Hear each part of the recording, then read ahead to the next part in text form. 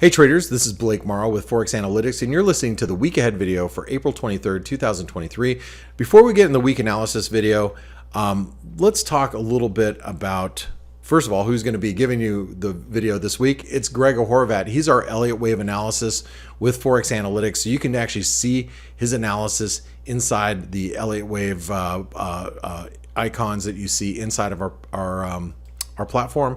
You can get through all 30 instruments, read what he has to say, further detail right here on Forex Analytics.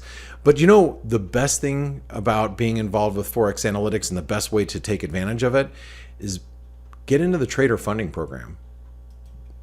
You know, most economists and experts believe that the second half of 2023, maybe even into 2024, we're going to be faced with some sort of global recession. How deep, how long, it's to be seen. But in a situation like that, wouldn't you want to risk somebody else's money and not risk your own money? Well, of course. And if you don't have access to large amounts of capital, wouldn't you like that? Well, of course you would. So you can select from a $25,000 account all the way up to $1 million account of risking our money. You have to pass an assessment.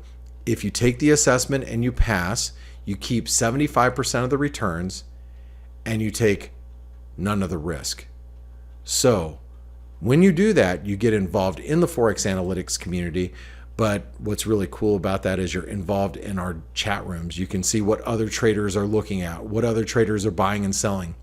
You can jump in the macroeconomics chat room. You can actually jump in the trades room and see what trades people are taking, what they're buying, what they're selling. That doesn't mean you have to do those trades as well, but that also means that you have different ideas. See, the great thing is when you're in the trader funding program, you're not alone. You're with our community because we want you to succeed. So check out the trader funding program, and I want you to enjoy this week's week ahead video. Make sure you give Grega Horvat a big thumbs up for stepping in today, for doing this video. He's going to give you a great view of an Elliott Wave view of the markets. Sit back and enjoy.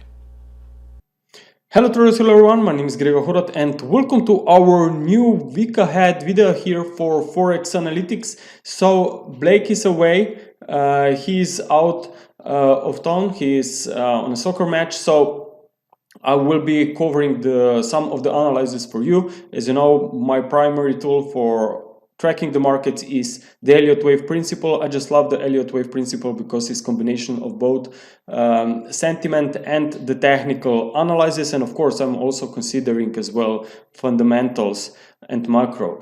So if you're new to Forex Analytics, if you will find this video useful, make sure to check our trial. So for 10 days, you get access for $1. Okay, so make sure to check this out. So what's been happening last week? Actually, the markets has been pretty quiet, probably because there were no major central banks policy decisions. However, we got some important data. I mean, the most important was probably the UK CPI figures, which again came above 10%. Expectations were 9.8%. So it was interesting reaction. The markets we have seen firstly move to the upside on pound, but then later on the market has reversed to the downside in favor of the US dollar. And most likely this has been the case because, as you know, this inflation is the global problem. Okay, so not only focus on one country, and that's why maybe overall sentiment has changed in favor of the US dollar now, when also following the Fed still hawkish view, we also have the UK that is now still showing that inflation is obviously too high. Then what we had also on Friday is services and manufacturing PMI numbers in the US came above 50, meaning there is still expansion. So obviously that's something that actually means that economy is not slowing down. So again, that's an issue if you want to bring the inflation lower. However, the markets have been trading in a tight range. We haven't seen any real breakouts yet. If you firstly look at the S&P 500 now from last week, we talked about this very strong resistance here that is still in place, while the VIX, known as the fear index, is at the lower side of this 2022-2023 range. So it looks like that still market is confident about the potential break higher. We have also seen calls moving into some new extremes. So there is plenty of optimism still at these current levels. And whenever that's the case, well, we just have to be aware that maybe sentiment from optimism will change and shift towards pessimism. So there is probably a very good chance that at some point we will see a recovery. If VIX will spike up, then we know that fear is going to increase, and this could potentially bring down the stock prices as well, because this clearly has been the case since the beginning of 2022. So always when the VIX has been trading at this lower range, we have seen S&P 500 founding the top after a reversal here, of course. So from an Elliott wave perspective, I just realized that this resistance may not be broken just yet. Now we could be in a triangle here, A, B, C, D, E to complete wave B, but wave E is still missing. So in either scenario, we will see something like that, a pullback on stocks, and then a break to the upside. So I'm bullish on stocks, but I just think that the short-term weakness here is still very possible, especially as long as we are trading below 43.29. I just think that this correction is still ongoing, and it will not be easy to trade within this range. Okay, if we suddenly see, let's say, something like that, and then weekly daily closes well above this level, the resistance level at 43.29, then of course we will immediately turn aggressively bullish here. But for now, as long as this resistance holds, as long as the VIX is at the low range, we just have to be a little bit more careful here.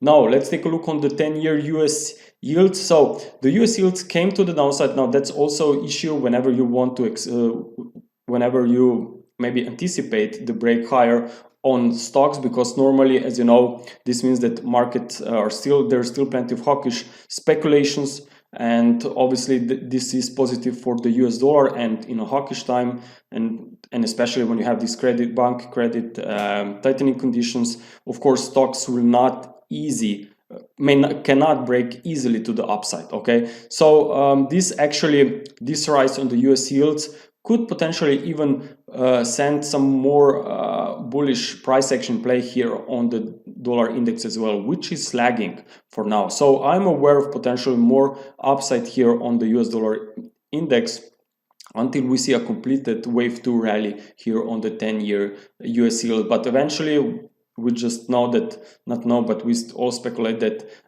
Fed will most likely stop the hiking rates sometime this year, and whenever we will have more evidence and clear action by the Fed, that's how long we could be here in this recovery mode. But eventually, once they are done, I think that we will see more weakness here on the US yields. Now, looking at dollar index wave count here, I think that we have a pretty nice price action here. I have been tracking this bearish trend for a while, but looks like that we could be now still in a corrective mode. So that was an impulse. Impulses are very strong move made by 5 waves, while the corrections are made by 3 waves. And if you look here from that February low, I think we can be in a corrective mode. Okay, now corrections are made by 3 waves, and so far this still could be only one leg. You are in a wave B, and wave C is still missing. So if the S&P 500 is really going to hold this resistance and not breaking higher, if the US yields will stay in the range or maybe even see more upside, then even dollar index could at some point see more gains here. So that's why I'm looking at a potential flat correction here. So I still think that this 100 level may not be broken that easily to the downside. I also have another wave count here, which is slightly different, but also very important whenever when it comes to trying to identify the short-term moves, let's say for the next few weeks, because here we have also bearish impulsive interpretation, and again you are in a wave 5. So either we could be in a wave 5, we could be in a wave B. In either case, I think that this bearish trend is losing strength, and that sooner or later again we could see some recovery, maybe just in 3 waves, but still we should see some reversal of this 5-wave drop before the higher degree downtrend can resume. So even this alternate view suggests that maybe dollar index is approaching the support. Also, another reason why we could potentially see some more upside on the US yields, more upside of the US dollar, is also gold. Gold has completed this 5-wave rise. We've been tracking this one very closely. This recent top occurred after the ending diagonal here in a wave 5. And what is really important so far is that we have this wedge trend line broken that is acting as a resistance here, actually been the case this week. So corrections, again, always when you identify 5 waves up and you see that this is an uptrend and you expect more upside, just keep in mind that there can be an ABC pullback back to the former wave 4 from where the market can resume higher. And if we look here and trying to apply this theoretical part now on the real-time charts, you can clearly see that there is only one leg to the downside, wave A. You are now in a wave B rally, possibly, and ideal support in such case would be after a wave C drop towards this wave 4 termination point. So this comes around 1933. Okay, so I still think that gold obviously will see more upside, but at this stage, based on what I see on the US dollar and very strong resistance on the S&P 500 and hawkish Fed expectations, I think that gold will maybe face some deeper correction. Now looking on the higher degree charts, of course, still nothing has really changed. I think that very big flat correction has accomplished here and found a low around 1600 last year, and that sooner or later we will see print of a new all-time high, but possibly after this correction as I described on a shorter term time frame. Now, if we also take a look on crude oil, and another reason why we could be in could see some more dollar strength. Well, we've been tracking this crude oil for a while. If we firstly just recap the higher degree time frame charts, well, I can count 5 waves down, okay, with a triangle here in a wave 4. So a reversal following this breakdown is not a surprise, okay. After this, OPEC has decided, prices rally after OPEC decided to cut their production because they think that because of credit tightening conditions, because of high rates, that demand will drop. So obviously they want to stabilize prices, and that's when prices gapped above this trendline resistance. So I think that we are now in a new corrective phase. Again, whenever you see 5 waves down, expect a 3-wave correction before this higher degree downtrend can resume. So I think that this can be a little bit challenging time for crude oil. It's been a very volatile market rate lately, so maybe it's time for some consolidation for sure. $90 and even $100 would clearly be very important resistance levels before this market may sell off. So for now, we are still only in wave A, so more upside after wave B pullback will be expected. Okay, so looking at the 4-hour time frame, well, that's very interesting.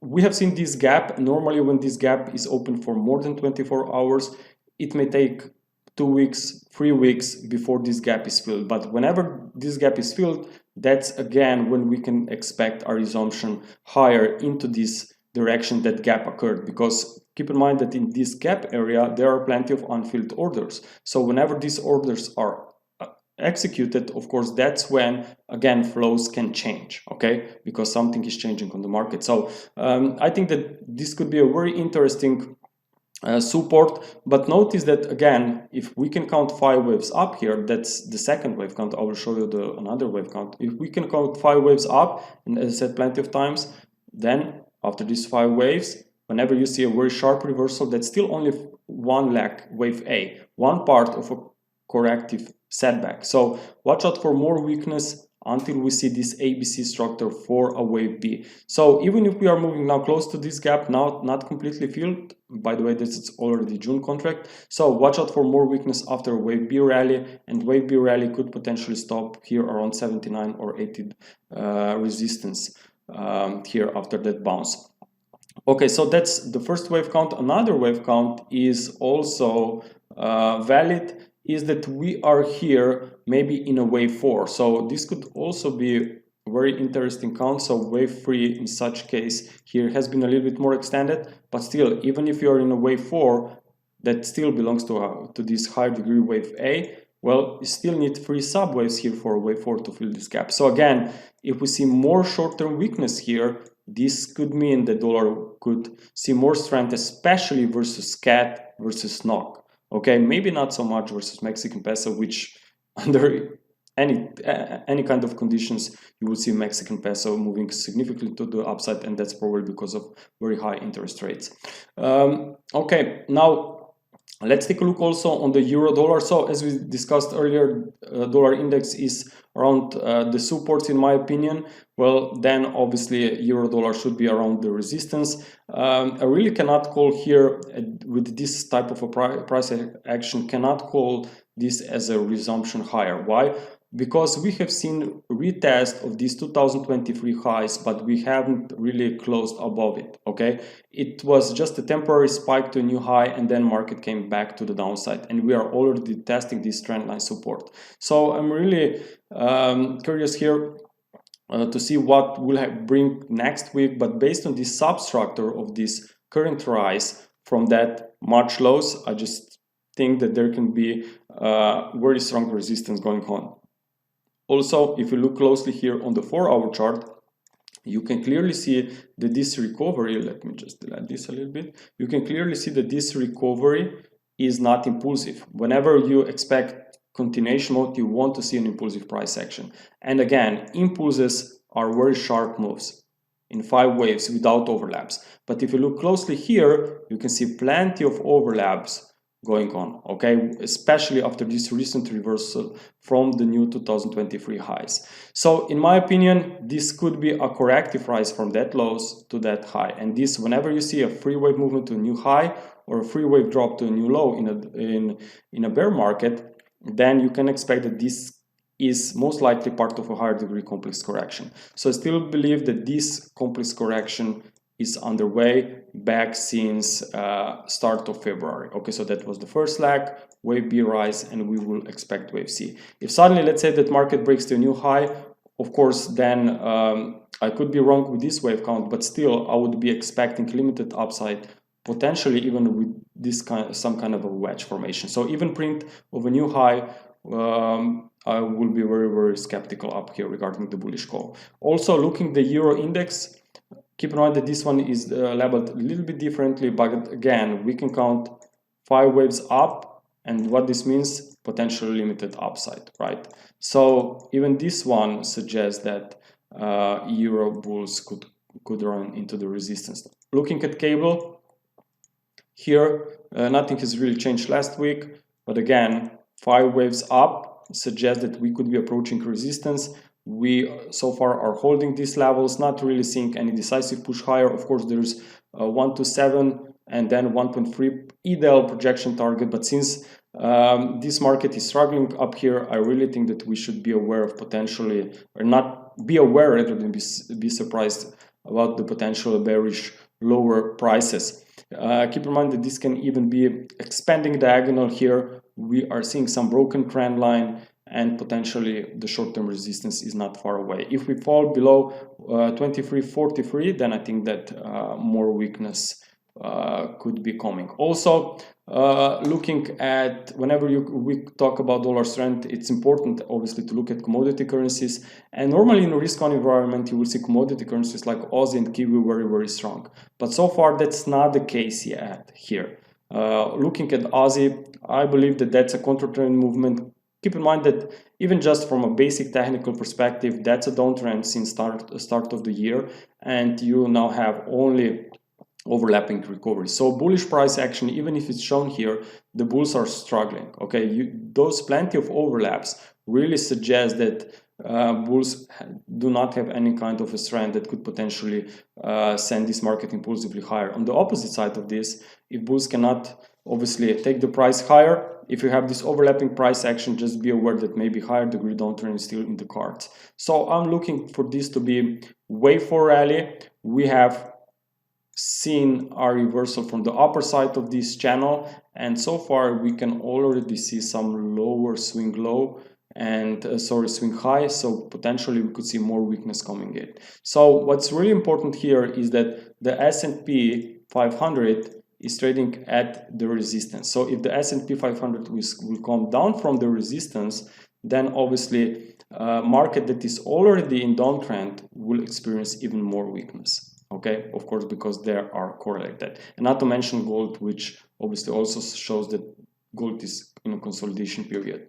Also looking at Kiwi, well, we got inflation figures from New Zealand as well. On a quarterly basis, they came down to 1.2%. So as you know, on their latest rate decision by Bank of New Zealand, we have seen a surprise. They lifted rates by more than expected for 25 basis points. But what's very, very important is that despite this hawkish view, we have seen a bearish reversal after the first pop-up here in the price. We have seen a significant bearish reversal. So markets obviously send this price, speculators send these prices higher because they are looking for potential decisions on upcoming meetings. So if you have now this inflation coming down, and if in the previous meeting there was a hawkish surprise, then there is a less chance that there will be a new hawkish surprise in the upcoming meeting, especially as I said, if you have inflation coming down. So with that being said, I think that this could be a completed ABC correction here, and you have now ongoing weakness for a wave C. So more damage here can be in the cards, and I would not be surprised if you break these lows. However, that's only a temporary weakness from that 2023 highs. Looking at the big picture, which is here, okay, I still think that that's only a counter trend movement, and that's going to be very nice support still here around 61.8, or maybe even already at the 50% retracement of this previous first impulsive recovery. Also, looking at dollar yen, we have the first Bank of Japan meeting with new governor next week, so it could be pretty interesting. There can be some volatile price action, but keep in mind that so far there are no expectations regarding the removing yield curve control. However, even if they could potentially talk in this direction, maybe this could cause some volatility on Japanese yen. But why may not see any significant changes is because if you look here at the low of the green line here, we are at the 3.2% and coming down with inflation in Japan. So obviously this means that if deflation is coming down, that there is no need to adjust their policy just yet. Okay, so we could be ranging up here a little bit further here on dollar yen. 130 is a very key important support level, so you definitely want to see this one broken before these bears can really start accelerating. However, in the short term, there can be some interesting resistance around 135. We talked about this already last week, so potentially we could see a completed three wave rise in that area. But because of Nikkei, which is still somehow trying to form the breakout, trading higher, potentially if Nikkei will just continue higher, even this one could extend a little bit further here, especially if Bank of Japan will not make any kind of changes. So that's why it's very important for me to see the response of this 135.10. We have seen so far some sell-off, but definitely not enough for a confirmation of a bearish continuation. So if we see this broken trend line here, okay, something like that happens, then of course I would be willing to look for potential pullbacks and then possible shorts on retracements. Okay, but so far, based on higher US yields, hawkish Fed, somehow very strong, still US dollar, not very strong, but it could be bottoming. And then you have this Nikkei breakout. If we look here on Nikkei, I really think that could be a little bit tricky. You will really have to be nimble here with shorting the dollar yen. Okay, so watch out Nikkei here as well very closely, because clearly if this one will extend much higher, then even dollar yen could see more upside, because over the last 2 months or so there appeared to be in a positive correlation. So even if dollar yen will suddenly somehow come to the downside, I still think that maybe trying to play trades with Japanese yen, maybe looking at crosses could be much better, especially versus weak currencies. Like I said earlier, Aussie and Kiwi, these are very weak. Definitely you do not want to chase this market I mean euro yen on the short side, because clearly we are coming out of this consolidation, so there is room for more upside. But looking at ASEAN, there is a little bit different story. You have a very nice ongoing weakness here from start of February, and then rally has been made in 3 waves. So even if dollar yen will slow down at this potential resistance around 135, then maybe, and to still favor strength of Japanese yen, maybe watch out for these currencies pairs for a breakdown rather than buying Japanese yen versus the US dollar, because as you know, Japanese yen and US dollar could have similar price action actually. So here potentially ABC rally, it stopped at this potential trend line resistance of the previous channel. We are now testing this lower trend line. So if we get maybe another new swing low here, breaking the latest candle, then I think that more weakness here could be in the cards. Also looking at Kiwi, here this one is also maybe trying to consolidate here, but we have lower highs, okay, lower swing lows. So if you want to short something, then that's definitely the currency to look for. So Japanese yen versus Kiwi versus Aussie are definitely much better than versus euro or versus pound, because commodity currencies appears to be very, very weak. And if stocks will come to the downside, then I think that those commodity currencies will suffer even more, while Japanese yen and US dollar both can see more strength. Traders, thank you very much for your attention. I hope that you enjoyed this video. So make sure to subscribe to our YouTube channel, to give us some feedback in the commentary below, and talk to you soon. Bye. Hey traders, this is Blake Morrow with Forex Analytics. Thanks for stopping by our YouTube channel. Don't forget to like these videos, share them, and subscribe to our channel so you don't miss any of the content that we provide here for free. Thanks for stopping by. I'll see you in the next video.